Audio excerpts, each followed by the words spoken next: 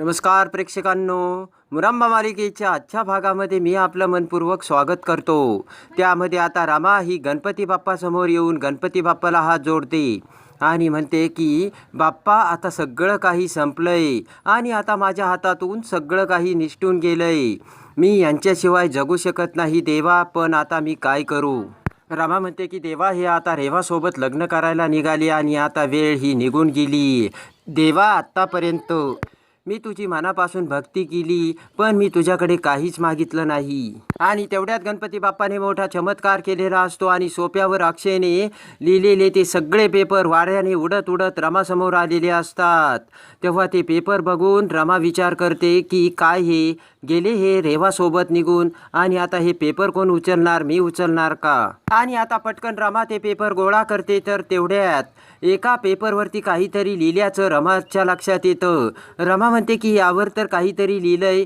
तर आता पटकन रमा ही त्या पेपरचा स्मेल घेते आणि रमा विचार करत म्हणते की यावर तर मॅजिक पेनने काहीतरी लिहिलंय. आणि लगेचच आता समोर गणपती बाप्पा समोर धुपाचा धूर दरवळत असतो आणि रमा तो पेपर त्या धुपाच्या धुरावरती धरते. तेव्हा मॅजिक पेनने ते लिहिलेले सगळे त्या पेपरवर उमटते आणि त्या पेपरवर हॅपी बड्डे 2 वेण्या फॉर युअर रमा अक्षय असं लिहिलेलं असतं आणि ते रमासमोर येते. रमा अक्षय हे नाव वाचताच आता रमाच्या सगळं लक्षात आलेलं असतं. पटकन आता रमा ते सगळे वाचते आणि त्यामध्ये हॅपी बड्डे 2 वेण्या हे शब्द वाचताच आता रमाला खूप आनंद झालेला असतो. रमा हसतच म्हणते की म्हणजे याच्या अर्थी तुमची स्मृती केलेली नाही आहे आणि तुम्हाला सगळं आठवतंय आणि तुम्ही नाटक करताय, हे सगळं आता रमाच्या लक्षात आलेलं असतं. लगेचच आता ते शब्द वाचून रमा ही गणपती बाप्पाचे आभार मानते आणि म्हणते की बाप्पा थँक्यू, खरंच आज तुझ्यामुळे मला सत्य माझ्या समोर आलं आणि मला किती आनंद होतोय हे तुम्हाला आज माहितीच नाही आहे. असे आता रमा गणपती बाप्पाला बोलते आणि विचार करते की मी आत्ता यांच्याकडे जाऊ आणि यांना विचारू का. इकडे आता रेवा ही अक्षयला बेडरूममध्ये घेऊन आलेली असते. तेव्हा आता आपली बेडरूम किती छानपैकी डिझाईन केली हे रेवा आता अक्षयला दाखवते. तर आता अक्षयसुद्धा खूप खुश झालेला असतो. इकडे आता अक्षय रेवाला आता गप्पा मारत सांगत असतो की हे बघ रेवा, मी आज खूप खुश आहे आणि तुला मी असं एखाद्या ठिकाणी फिरायला घेऊन जातो ना, ठिकाणी एखादी दरी असेल त्या ठिकाणी मी घेऊन जातो. तेव्हा आता रेवाला अक्षयचे ते बोलणे जरा विचित्रच वाटत असते. तेव्हा आता रेवा म्हणते की चालेल ना अक्षय. तर आता रमा दरवाजात येऊन ते सगळे बोलणे ऐकत असते. तेव्हा अक्षयचे ते बोलणे ऐकून रमा विचार करते की हे असं का वागतायत. रमा विचार करते की एकीकडे हे रेवासोबत किती छान वागतात आणि माझ्यासोबत हे असे, यांच्या मनात नक्की चाललंय तरी काय. रमा विचार करते की आता मी काय करू आणि यांना सगळं आठवतंय हे मला का नाही सांगत. तेव्हा आता रमा म्हणते की डायरेक्ट मी यांना जाऊन विचारू का, कारण मला आता सहन होत नाहीये, माझ्यातले पेशन्स आता संपलेत. इकडे आता अक्षय रेवाला म्हणतो की रेवा, मला आता कुठल्याही प्रकारची रिस्क घ्यायची नाहीये आणि कुणालाही कोणताही चान्स द्यायचा नाहीये. अक्षय म्हणतो की रेवा, तुला आता माझं सगळं पटायला हवं आणि नाही जरी पटलं ना तरी सुद्धा आपल्याला आयुष्यभर एकत्र राहायचंय. आणि आता लगेचच अक्षयचे ते बोलणे ऐकून रेवा म्हणते की आय नो अक्षय, नात्यामध्ये विश्वास खूप महत्त्वाचा असतो आणि त्यासाठी ट्रान्सपरन्सी खूप महत्त्वाची आहे, मला कळतंय. रेवा म्हणते की बरं ते जाऊ दे ना अक्षय, आत्ता आपल्यासाठी काय महत्त्वाचं आहे, शूट आऊट. तेव्हा आत्ताच्या आत्ता मी फोटोग्राफरला फोन करते. तर अक्षय म्हणतो की बरोबर आहे रेवा. तर पटकन आता रेवा ही फोटोग्राफरला कॉल करते. इकडे आता ते सगळे बोलणे ऐकून रमा विचार करते की मला जरी यांच्या रागाचं कारण कळत नसलं तरी मला याची पक्की खात्री आहे की रेवाचं पितळ उघड्या करण्यासाठी हे नाटक करत असतील. इकडे आता रमा विचार करते पण मला यांनी का नाही सांगितलं. मी आता एक काम करते, डायरेक्ट जाऊन यांना विचारते आणि माझ्यासोबत असं का वागलात असं मी डायरेक्ट त्यांना बोलते. पुन्हा आता रमाच्या डोक्यात विचार येतो की नाही, मी जर डायरेक्ट जाऊन त्यांना हे सगळं विचारलं आणि त्यांच्या मनात जर वेगळा काही प्लान असेल आणि जर तो प्लान फिसकटला तर काय करायचं. तेव्हा आता रमा म्हणते की नाही, मला आता यांना हे जेव्हा एकटे असतील त्यावेळेस विचारायला हवं आणि त्यावेळेस मला यांना अशा ठिकाणी न्यायला हवं की जिथे फक्त मी आणि तेच असतील आणि ज्या वेळेस मी यांच्यावर रागवले ना तरीसुद्धा कुणाला काही कळता कामा नाही, असा आता रमाने विचार केलेला असतो. इतक्या दिवसापासून ते जे काही माझ्यासोबत वागतात ना त्याची सगळ्यांची मी त्यांच्याकडे उत्तरं मागेन असे आता रमा स्वतःशीच ठरवते आणि मग मी त्यांना घट्ट मिठी मारेल असे आता रमाने निश्चय केलेला असतो. त्यानंतर आता अक्षय आणि आनंद इकडे सीमाकडे येतात. इकडे आता अक्षय सीमाला म्हणतो की काही जरी झालं ना तरी मी काका अभ्या आणि अर्थाला आज घरी घेऊन येईलच. आणि तसंही आपल्या घरामध्ये आज सेलिब्रेशन आहे ना. तर सीमा म्हणते की होणार आहे अक्षय. सीमा म्हणते की अरे किती दिवस झालं त्यांना बघितलंच नाही आणि खऱ्या अर्थाने भाऊजी अर्था अभि पुन्हा येतील ना त्यावेळेस खरंच खूप घरात आनंद होईल. हसतच आता अक्षय म्हणतो की आई पण त्याच्यापेक्षा महत्त्वाचं आज काय आहे माहिती आहे का, आज रमाचा वाढदिवस आहे. ते ऐकून खुश होत डोक्याला हात लावत सीमा म्हणते की आय्या खरंच आज रमेचा वाढदिवस आहे. सीमा म्हणते की आज 8 तारीख आहे ना आय्या मी कसे विसरले आणि चला बरं आपण रामाला विश करू. तेवढ्यात आता अक्षय सीमाला थांबवतो. तेव्हा आता अक्षय म्हणतो की नको आई मला हे सगळं आठवतं हे तिला कळता कामा नाही. तेव्हा आता आनंद म्हणतो की ए अक्षय तू नको ना रे अजून तिला त्रास देऊ अगोदरच ती बिचारी खूप अपसेट आहे. इकडे आता अक्षय म्हणतो की मी तर रामाला विश करणारच आहे पण त्यासाठी माझ्याकडे एक वेगळा प्लान आहे. आनंद म्हणतो की कसला रे. तेव्हा आता अक्षय म्हणतो की सांगतो. इकडे आता रमा तिच्या रूममध्ये येते आणि अक्षयचा फोटो आपल्या समोर धरत रमा त्या फोटोकडे बघत हसत असते. तेवढ्यात आता रेवा ही रमाकडे येते. रमाकडे बघत रेवा म्हणते की साफसफाई चालू आहे वाटतं. रेवा म्हणते की फक्त नावाला साफसफाई चालू आहे आणि तुला किती वेळा सांगितलं गे तू आमच्या रूममध्ये असं यायचं नाही म्हणून, कारण ही रूम आता फक्त माझी आणि अक्षयची आहे. रमा म्हणते की हो आले मी साफसफाई करायला कारण यांना धुळीचा खूप त्रास होतो हे मला माहिती. तेव्हा आता रेवा म्हणते की त्याला कोणत्या गोष्टीचा त्रास होतो आणि कोणत्या गोष्टीचा नाही हे तुला बघण्याची गरज नाही आहे मला कळतंय रमा सगळं. रेवा म्हणते की रमा तू आता तुझी काळजी कर कारण तुझ्या मूर्खपणामुळे तो आता तुझ्यापासून दूर गेलाय. तेव्हा आता रमा म्हणते की त्या विषयावर मला आता काहीच नाही बोलायचं. तेव्हा आता रेवा म्हणते की तू बोलशील तरी काय कारण आता तुझ्याकडे बोलण्यासारखं काहीच राहिलेलं नाहीये पण रमा मला बोलायचंय ना. तेव्हा आता रेवा म्हणते की रमा तुला काय चांगलं आणि काय वाईट तेच कळत नाही. चांगली मुकादमाची सून झाली होतीस तर रमा म्हणते की मला काही सांगण्याची गरज नाही आहे रेवा कारण ऑलरेडी मी मुकादमांची सून आहेच. तेव्हा आता रेवा म्हणते की अक्षयची मेमरी जर परत आली तरच हे शक्य होईल पण मी तुला सांगते की मी अक्षयची मेमरी परत येऊच देणार नाहीये. तेव्हा आता रेवा म्हणते की मी तुला एक चांगला सल्ला देते रामा त्यापेक्षा तू एक काम कर तू एक चांगला मुलगा शोध आणि त्याच्यासोबत लग्न कर. रेवा म्हणते की स्वतःसुद्धा तू खुश राहा आणि आम्हाला सुद्धा खुश राहू दे. ते ऐकताच आता रामा म्हणते की रेवा त्याचं काय आहे ना एकदा माझं लग्न झालंय आणि आमचं सुद्धा एकमेकांवरती प्रेम आहे आणि तुझ्यासारखी मला परत परत लग्न करण्याची सवय नाही रेवा असे आता रमा रेवाला सांगते. रमा म्हणते की आता मला खरंच लाज वाटते अगं मी तुझ्यासारख्या मुलीशी मैत्री केली होती म्हणून. रमा म्हणते की एक स्त्री असून सुद्धा तू दुसऱ्या स्त्रीबद्दल असा विचार करते अगं रेवा तुला पैशाचा माज आलाय माज आणि माणुसकी सुद्धा नाहीये तुझ्यात राहिली आता शिल्लक. तेव्हा आता रेवा म्हणते की पैशाचा माज आणि माणुसकी जर शिल्लक नसती ना तर मी इथे नसते. राहिला प्रश्न अक्षयशी लग्न करायचा तर अक्षयला काहीच आठवत नाहीये आणि त्याला हेच फक्त आठवतंय की फक्त त्याला माझ्यासोबत लग्न करायचंय कळलं का तुला.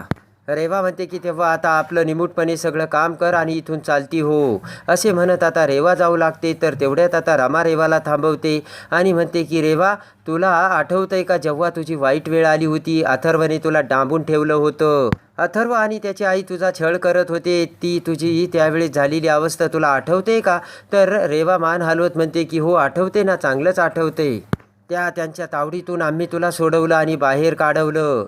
त्याच्यानंतर सुद्धा अथर्व परत तुझ्याकडे आला होता. त्यावेळेस अथर्व तुझ्यासोबत जे काही वागला ना त्यावेळेस तुझ्यासोबत कोणीच नव्हतं रेवा आणि त्यावेळेस मी घरच्यांच्या विरोधात जाऊन सुद्धा तुझी बाजू घेतली होती.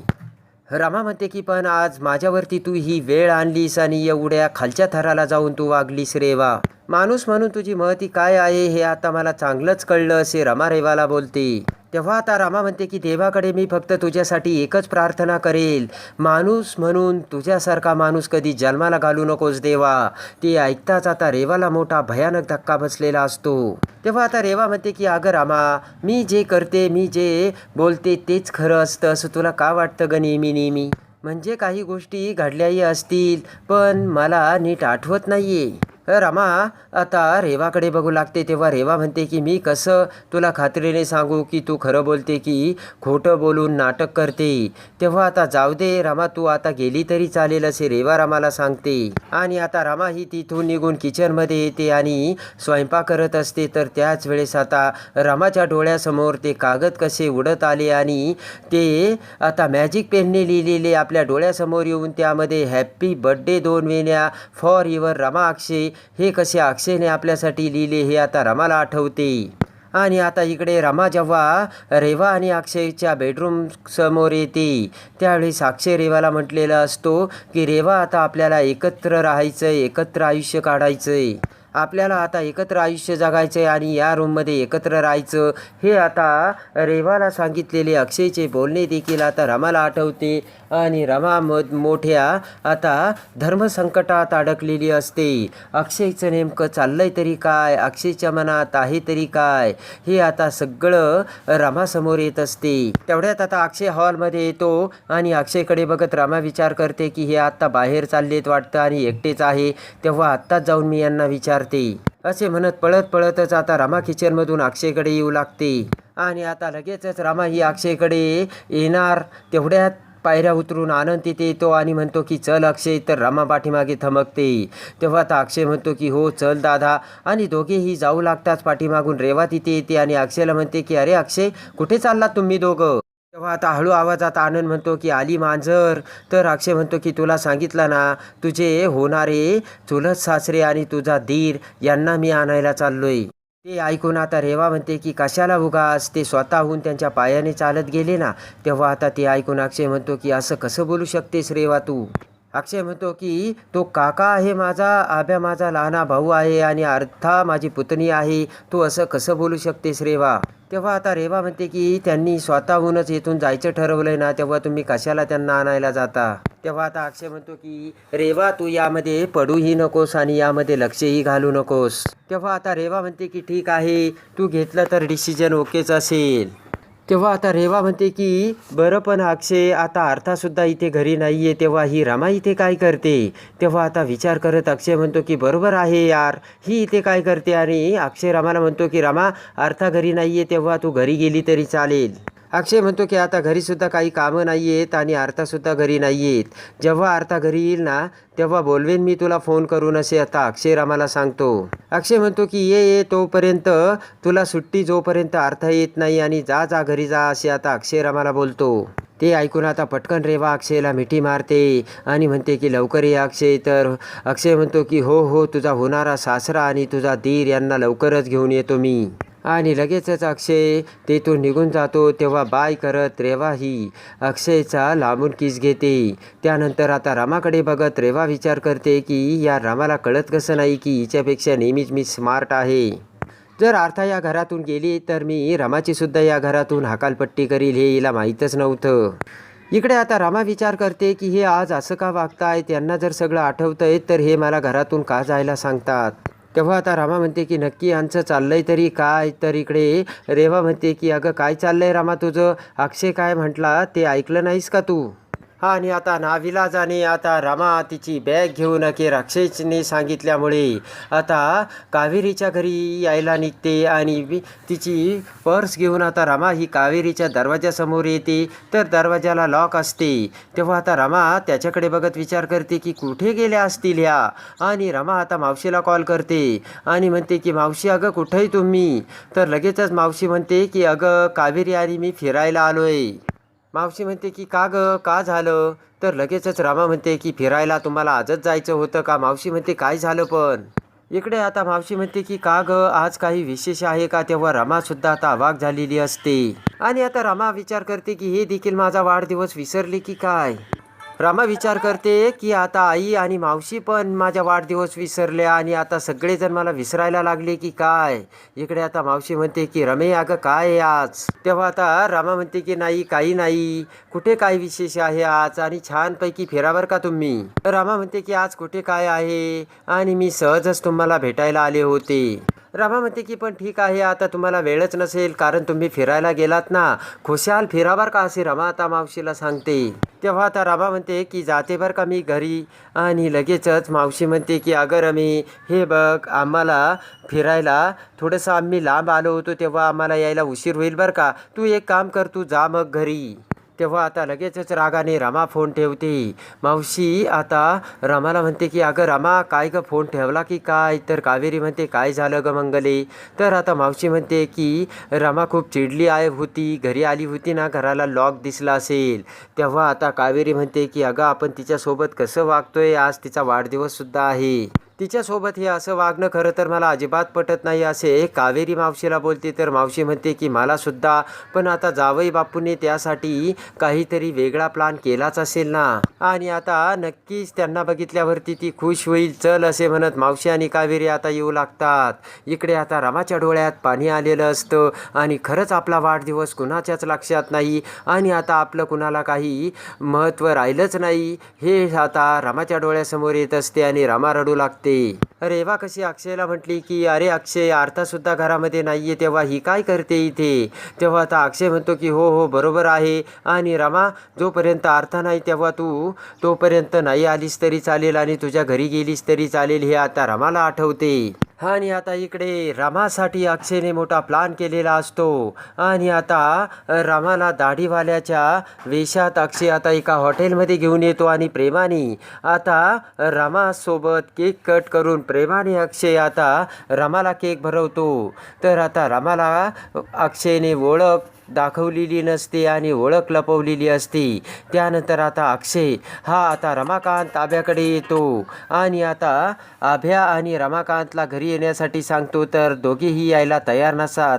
तेव्हा आता अक्षय आता हात जोडून आता आभ्या आणि रमाकांतला म्हणतो की हे बघा, तुम्हाला जर त्या घरी तुमचा हक्क लागत असेल ना, तर तुम्हाला जे पाहिजे ना, जे तुमचं असेल ते तुम्ही स्वतःच्या नावावर करून घ्या आणि माझी त्याला काहीच हरकत नसेल. तेव्हा अक्षयने खऱ्या अर्थाने आभ्या आणि रमाकांत काकांवरती पुन्हा प्रेम दाखवलेलं असतं आणि तुम्हाला खरंच या घरात खूप किंमत असल्याचे दाखवून दिलेले असते.